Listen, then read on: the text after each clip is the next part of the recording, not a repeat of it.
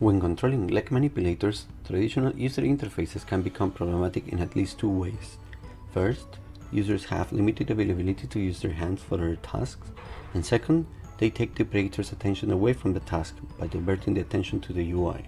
Augmented reality head-mounted display user interfaces instead offer the possibility of hands-free interaction methods through the multimodal input capabilities. This article builds on top of previous work to explore to what extent augmented reality head-mounted display UIs improve human-robot interaction factors that are relevant for a successful collaboration between leg manipulators and their operators. Derived from our experience with this previous pilot study, we added a new functionality to our AR UI that exploits the concept of cognitive offloading.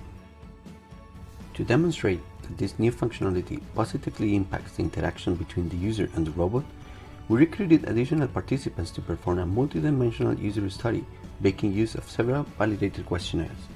In addition, we extended our study to analyze how the level of trust assigned by an operator to a leg manipulator varies across tasks and environmental context, and how the UI used by the operator affects such variation. To analyze all this data, we adopted the Bayesian data analysis framework, which in addition to its clear interpretation, it is not entangled in controversies regarding the minimum number of observations for a valid statistical estimate. For the user study, we use Spocked as a robot platform.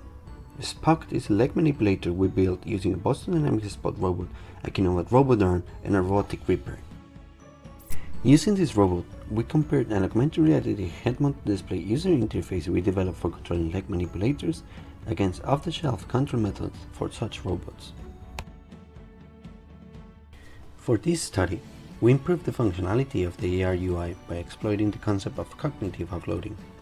Cognitive offloading refers to using physical activity to alter the information processing requirement of a task to reduce the cognitive demand. Instead of using hand gestures and the go-to marker, users just position themselves where they want the robot to go, and facing in the direction they want the robot to face, they use a voice command to make the robot match the desired pose. We focus on the UI as the main independent variable in our study. Nevertheless, the user trials also involve various task categories.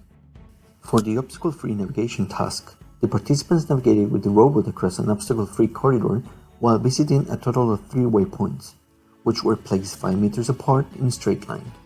The second task involved navigating through multiple door openings and taking the robot up a flight of stairs, while stopping at 3 waypoints as well. On each of these waypoints, the participants had to take a picture using a 360 camera while the robot was rotated perpendicular to the corridor. This to simulate an inspection task typical of leg robots. Based on their experiences, the participants had to choose their preferred UI to complete the final task, which involved picking an object from the floor while the robot remained still. The dependent factors included in our study were collected using validated instruments and included cognitive workload, technology acceptance, subjective fluency in HRI, system usability, immersion, and trust. Our results show that augmented reality user interfaces can outpace handheld-based control methods and reduce the cognitive requirements when designers include hands-free interactions and cognitive offloading principles into the UI. Furthermore, the use of augmented reality user interfaces together with our cognitive offloading feature resulted in higher usability scores and significantly higher fluency and technology acceptance scores. Regarding immersion, our results revealed that the response values for the augmented reality immersion questionnaire associated with the augmented reality user interface are significantly higher than those associated with the handheld UI, regardless of the main interaction method with the former.